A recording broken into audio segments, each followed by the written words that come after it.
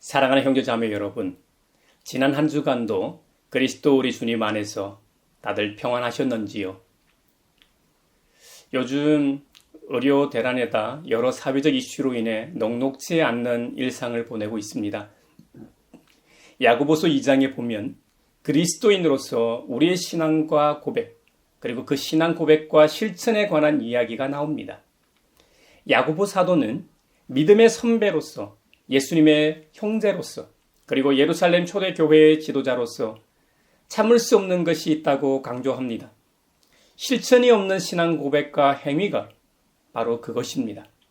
야고보 사도는 생생한 예화를 들어 자신이 하고 싶은 얘기를 보여줍니다. 어떤 사람이 입을 옷이나 먹을 양식이 없는 경우 어떻게 하겠느냐? 또 친구가 공경에 빠졌는데 당연히 동정하게 됩니다. 하지만 동정하는 말만으로 그치고 실제로 불행을 조금이라도 경감시키는 아무런 액션을 하지 않는다면 그것이 무슨 유익을 가져오겠습니까? 그 동정이 실제적인 구호와 원조로 바꾸는 노력이나 행위가 없는 믿음이라면 그게 무슨 믿음이냐는 겁니다. 그 믿음은 죽은 믿음과 다를 바 없다는 것이죠. 유대인에게 있어 구제는 최고로 중요한 덕목 중 하나로 여겨졌습니다. 유대인뿐만 아니라 팔레스타인과 중동 지역 대부분에서 찾아온 손님을 그냥 보내는 법은 없습니다. 할 수 있는 대로 힘을 다하여 친절하게 대접하는 미풍양속이 있었습니다. 우리나라에도 예전에는 이런 아름답고 좋은 풍속이나 기풍이 있었습니다. 요즘은 세태가 개인주의적인 사회로 변화했기 때문에 이런 모습을 찾아보기 어려워졌죠. 조선시대만 해도 양반들은 이런 대접을 받았습니다. 지방에서 한양으로 과거 시험을 보러 가는 양반집 도련님들은 그런 대접을 받았다는 말입니다. 과거길에 해가 저물면 그 고을 아무 집에나 들어가 이리 오너라 하고 불렀다고 하죠. 그래서 사극 드라마에서 종종 등장하는 과거길에 도적대를 만나거나 호랑이를 만나 봉변을 당하는 일도 거의 없었습니다. 과거 시험을 보러 가는 도령들이 묵은 집은 아무 집이 아니라 같은 사대부 집이었겠죠. 반면 조선시대 일반 평민들의 삶은 참혹했습니다. 유교 사회였기에 신분의 차별이 극심했고 사대부들만의 세상이었습니다. 자신의 주인이 아닌데도 양반이라는 이유로 무조건 섬겨야 하고 부당한 대접을 받거나 심지어 맞아도 말대꾸조차 하지 못했으니까요. 만인이 평등하게 살지 못한 그런 면에서 시간 문제였지 조선의 멸망은 필연적이었는지도 모릅니다. 유대인과 중동 지역에서 손님을 대접하는 미풍양속을 지위고하 남녀노소를 가리지 않고 적용되는 아름다운 풍속이었습니다. 정말 멋진 기풍입니다. 이런 사회적 사실과 우리의 믿음을 연결시켜 야고보 사도는 말하는 것입니다. 야고보서 2장 본문의 스토리는 이렇습니다. 어떤 형제나 자매가 헐벗고 그날 먹을 것조차 없는데 평안히 가라, 몸을 따뜻하게 하라, 배부르게 먹으라고 말만 하고 실제로 필요한 것들을 주지 않는다면 그게 무슨 소용이 있겠느냐는 겁니다. 이런 것은 행함이 없는 믿음이라는 것이죠. 그런 믿음은 죽은 믿음과 다를 바 없다고 강조합니다.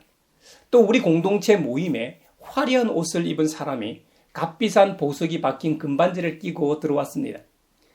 조금 있다 한눈에 딱 봐도 남루한 옷을 입은 가난한 사람이 들어왔습니다. 이럴 때 여러분이 화려한 옷차림을 한 사람에게는 관심과 특별한 호의를 보이면서 말이죠.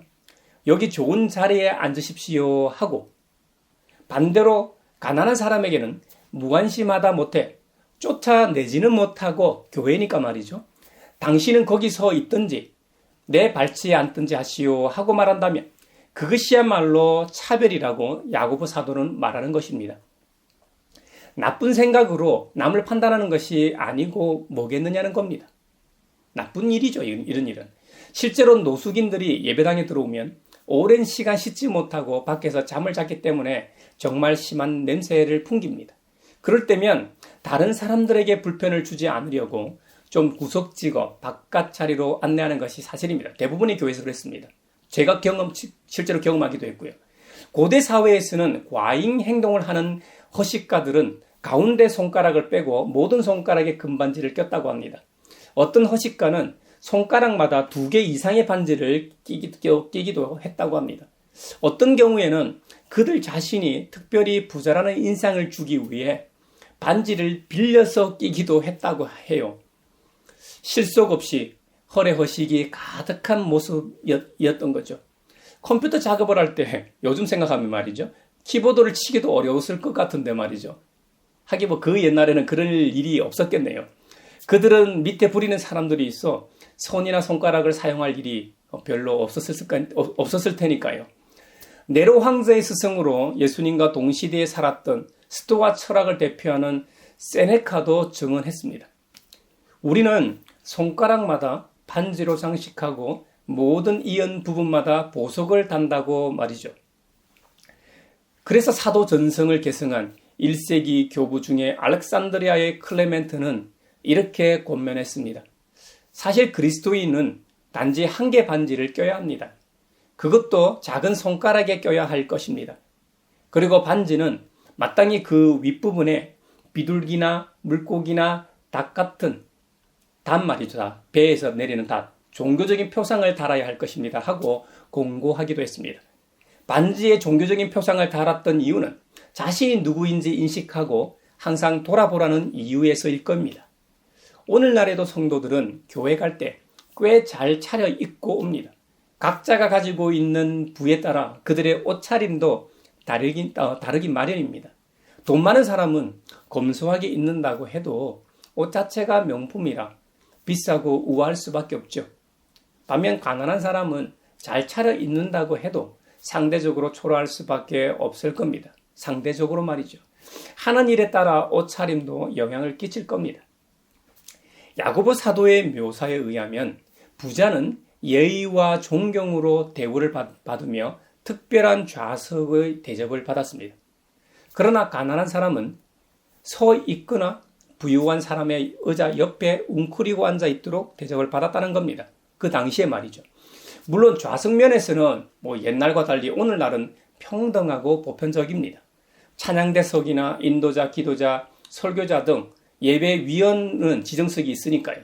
그래도 끼리끼리 앉는 것은 어쩔 도리가 없습니다. 야고보 사도의 묘사가 과장된 것이 아니라는 것이 초기의 예배의식 문서 가운데 있는 이 교훈에 의해서도 알 수 있습니다. 훌륭한 옷을 입은 남자나 여자가 들어온다면 그 사람이 같은 지역 사람이든지 다른 지역 사람이라든지 관계없이 형제이며 장로인 당신이 하나님에 대한 말씀을 말하며 혹은 들으며 읽는다면 그 사람에게 아첨하지도 말 것이며 그 사람에게 좌석을 권하라고 하기 위해 말을 중지하지도 말 것이다. 다만 조용한 대로 있는 것이 좋다. 형제들이 그들을 대접할 것이기 때문이다. 그들이 앉을 자리가 없다면 형제자매 가운데서 사랑이 풍부한 사람이 일어서서 그들에게 좌석을 제공해 줄 것이다. 같은 지역이나 다른 지역에 사는 가난한 이 사람이 들어왔을 때 좌석이 없다면 장로인 당신은 비록 당신이 땅바닥에 앉을 수밖에 없더라도 그들을 위하여 좌석을 마음에서 우러나와서 만들어 주어야 한다. 그것은 사람의 존경을 받기 위해서가 아니라 하나님의 인정을 받기 위해서다라고 예배의식에 관한 문서에 기록하고 있습니다. 지금에 비해서 고대 사회는 절대적으로 평등한 사회가 아니었습니다. 차별이 사회에 만연했습니다. 오직 한 곳만이 사회적 차별이 존재하지 않는 곳이었습니다. 그곳이 바로 교회입니다. 주인이 자기 노예 옆에 앉기도 하고 주인이 예배에 도착했을 때 그의 노예가 실제로 예배 인도자가 되어 있기도 하고 심지어 성례전의 집례자가 되어 있다는 것은 거북하고 불편한 일이 아닐 수 없었을 겁니다. 사회적 관념과 법률적으로는 단지 살아있는 도구에 불과한 노예와 주인과의 간격은 도저히 좁힐 수 없는 것이었습니다. 거기다 그리스도인이 된 노예는 새로운 인간성을 가지게 됩니다. 새로운 가치관 말이죠. 더 이상 그의 주인의 권력 앞에 굽실굽실하지 않는 독립적인 인간이 되게 하였습니다. 그들은 새로운 인간성을 지니고 그들의 주인과 대면하게 되었을 겁니다. 또 여전히 노예의 신세였지만 옛날과는 다르게 부당함과 부정직함, 잘못된 행위를 가진 주인의 도구로 살아가진 않았을 겁니다. 물론 살 수밖에 없었지만 그들의 마음 깊은 곳에서는 말이죠. 가장 힘든 것은 예배를 위해 주일에는 일을 중지하고 교회에 갔겠죠. 이런 면에서 예전과는 달라진 노예와 한자리에 앉아 있다는 것이 여간 불편한 게 아니었을 겁니다. 교회 출석하는 부자들도 믿는다는 것이 이렇게 불편하고 이익이 없는데 불신자 주인들 입장에서는 그리스도교를 모욕하고 공격할 수밖에 없는 아주 좋은 상황이었을지도 모릅니다. 한국 교회의 초기 구성원들처럼 성경에 나오는 초대교회의 상황도 압도적으로 가난하고 천한 사람들로 꽉 차 있었을 겁니다. 이런 상황에서 돈 많은 사람이 회개하고 먼저 된 그리스도인들과 교제하며 그 교제 속으로 들어오게 되는 상황을 한번 생각해 보십시오. 분명히 소란이 일었을 겁니다. 분쟁도 있고 다툼도 있었을 겁니다. 그러나 교회는 일체의 차별이 없는 유일한 장소임에도 틀림없었습니다. 사회의 어떤 위치와 상관없이 모든 사람들이 만왕의 왕 되신 하나님 앞에서 모였습니다. 계급이나 신분, 명성의 차별은 없었습니다. 그 누가 감히 하나님 앞에서 자신을 내세울 수 있을까요? 이 땅에서 자신의 신분이나 계급이 높으면 얼마나 높겠습니까? 온 우주의 주인이신 하나님 앞에서 모두는 창조세계 하나에 불과합니다. 이 세상에서 뭔가 특별한 업적을 이루어 명성이 자자하다고 해도 그 명성이 관측 가능한 930억 광년 크기의 전 우주에 자자한 하나님의 명성에 견줄 수 있겠습니까? 절대 비교 불가죠. 비교 자체가 신성모독 아닙니까? 그리스도교는 2000년 동안 모든 사람에게 복음을 전해왔습니다만 그 중에서도 특히 가난한 사람들에게 특별한 메시지를 전해왔습니다. 예수님께서는 나사렛 회당에서 하신 최초의 설교에서 하나님은 가난한 사람에게 복음을 전하게 하시려고 내게 기름을 부으셨다고 선포하셨습니다. 이것은 물질적 가난함만을 의미하지 않습니다. 6.25 민족 상잔의 비극 이후 한국은 전 세계에서 가장 못 사는 빈국이었습니다. 정말 찌질이 가난하게 살았습니다. 각계각층 온 국민이 힘을 모아 이룬 업적이 지금 선진국이 된 우리의 모습입니다만 복음으로 인해 이 나라가 잘 살게 된 것도 사실입니다. 지금 제가 말씀드리는 것은 예수님 믿으면 잘 먹고 잘 산다는 얘기가 아닙니다. 하늘의 기쁜 소식, 복음을 받아 들일 수 있는 사람은 심령이 가난한 사람들이라는 말을 하는 것입니다. 그 사람들이야말로 진정한 하나님 나라의 백성들이고 하나님 나라가 그들의 것입니다. 그들만이 복음의 본질인 예수 그리스도, 하나님의 아들을 환영하고 받아들일 수 있기 때문입니다. 여러분은 어떻습니까? 반면 이 땅에서 우선순위 면에서 포기해야 할 게 많은 사람일수록 복음은 듣기 좋은 소리이긴 하나 그들의 소유와 맞바꾸기에는 힘들다는 말입니다. 그들에게는 하나님의 아들 구원자 예수 그리스도 대신 다른 주인이 이미 있고 그 주인이 좋기 때문에 다른 주인을 섬기기 어렵습니다. 야고보 사도가 살고 있던 고대 사회에는 부한 사람이 가난한 사람을 억압하는 일이 일상이었습니다. 가난한 사람들은 법의 도움을 받아 숨을 쉴 수밖에 없었는데 부자들은 그들의 지위와 돈을 이용해 법정에서도 가난한 사람들을 힘들게 했습니다. 요즘 이 사회 법조계에서 정관예우가 사라졌다고 하지만 그걸 어떻게 곧이곧대로 믿을 수 있습니까? 돈이 곧 힘이요, 힘이 곧 돈인 세상, 만몬이 지배하는 세상에서 돈 없는 일반 시민이 어떻게 평화롭게 살아갈 수 있습니까? 진영에 따라 법을 이용해 상대를 치는 것은 예나 지금이나 똑같습니다. 정도의 차이만 있을 뿐이죠. 그들은 법정을 이용해 우리와 같은 일반 시민들의 돈을 더 가져가기 위해 청구하는 무자비한 자들입니다. 일반 시민들이 법정으로 가는 경우는 여러 가지가 있겠지만 빚 때문에 결국 돈 때문에 가는 경우가 많을 겁니다. 마치 고리대금업자처럼 없는 것까지 착취하려 혈안이 돼 있던 자들입니다. 자족하지 못하는 돼지이기 때문이죠. 그들은 항상 시민들을 업신여겨왔고 지금도 자신들의 높은 지위와 권세, 부를 유지하기 위해 일반 시민사회를 욕보이는 자들입니다. 야고보 사도가 지적하는 것은 엄밀히 말하면 모든 부자들이 아닙니다. 동정심이 없는 부한 사람들의 행위입니다. 그런데 야고보 사도가 강조하는 행함이 있는 믿음, 차별 없이 모두를 사랑으로 대하는 것은 신약 성경에서 보편적으로 강조하고 있는 점이라는 것입니다. 세례자 요한은 회개에 합당한 열매를 맺으라고 전파했습니다. 우리 예수님께서도 소금과 빛 비유에서 세상 사람들이 너희의 착한 행실의 빛을 보고 하늘에 계신 너희 아버지께 영광을 돌리게 하라고 말씀하신 바 있습니다. 그 말은 그 사람의 열매를 보고 사람 됨됨이를 알 수 있다고 하신 것입니다. 말과 혀로만 하는 신앙은 하나님의 뜻을 실제로 행함으로써 신앙 자체를 나타내는 신앙의 자리를 결단코 대체할 수 없다는 것입니다. 오늘날 한국교회가 왜 이렇게 끝없는 나락으로 추락하고 있을까요? 그것은 지금까지 하나님의 뜻에 부합하는 행함의 신앙보다는 말과 혀로만 떠드는 신앙이었기 때문은 아닌지 성찰해 보아야 합니다. 물론 그간 한국 사회에서 교회가 한 일은 어마무시하게 전 분야에 걸쳐 많습니다. 그 점을 부정하는 것이 아닙니다.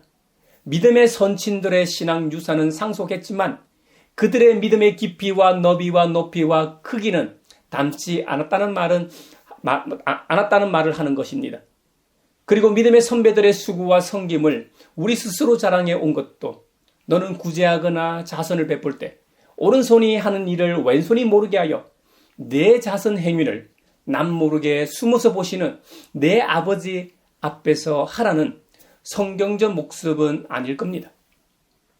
형제자매 여러분, 우리는 모두 다 성경 말씀대로 반드시 그리스도의 심판대 앞에 서게 될 것입니다. 그리고 각각 자기의 일한 대로 자기의 상을 받게 될 것입니다. 하나님은 각 사람에게 그 행한 대로 보응하실 겁니다. 우리는 야고보서를 읽으면서 오해하지 말아야 할 것이 있습니다.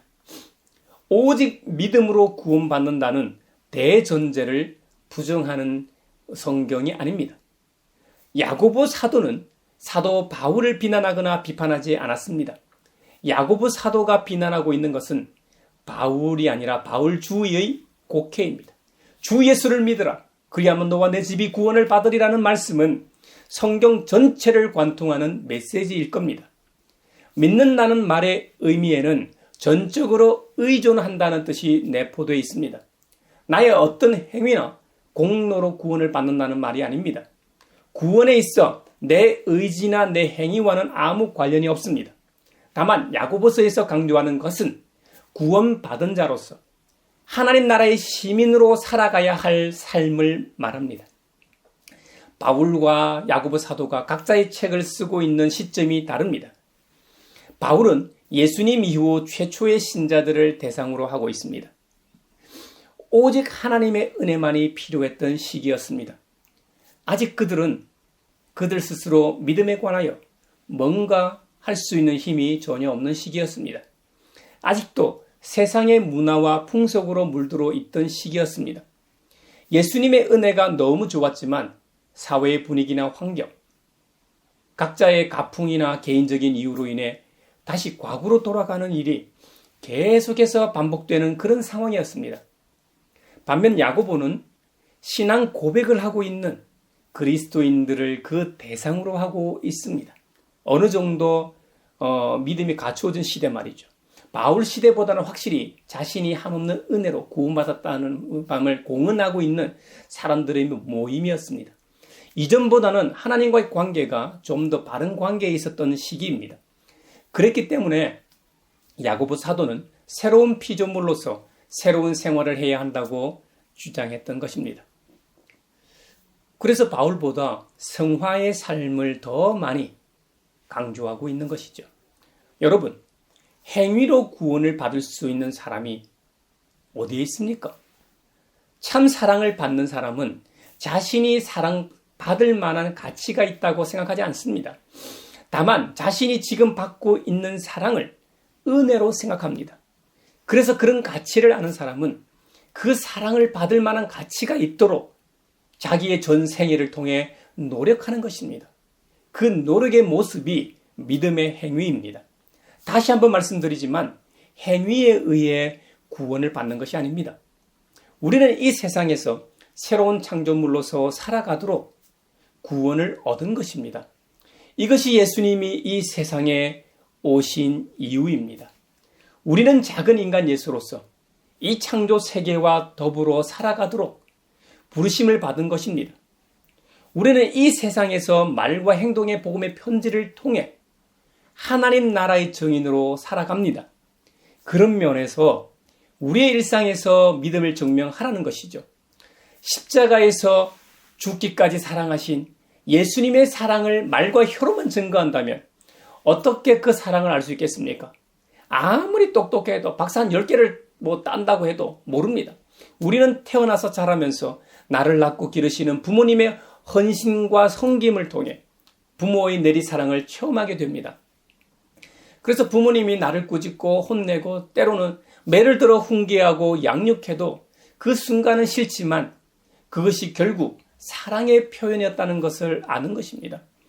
이와 같이 세상 사람들도 그리스도인들의 행함이 있는 믿음을 통해 그리스도의 참 사랑을 조금이나마 맛보게 됩니다.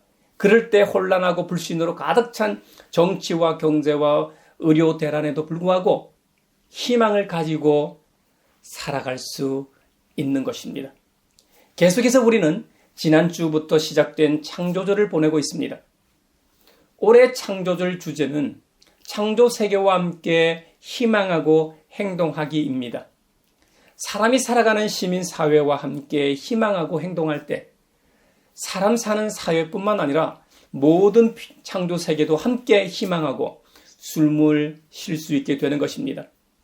사랑하는 형제자매 여러분, 우리 모두가 야고보 사도의 공고대로 그 공고에 따라 우리의 신앙 고백이 행함이 있는 믿음으로 나타나길 바랍니다. 이번 한 주간도 우리 자신의 말과 행동의 복음의 편지를 통해 하나님의 살아계심과 주님의 한없는 사랑을 증거할 수 있기를 바랍니다.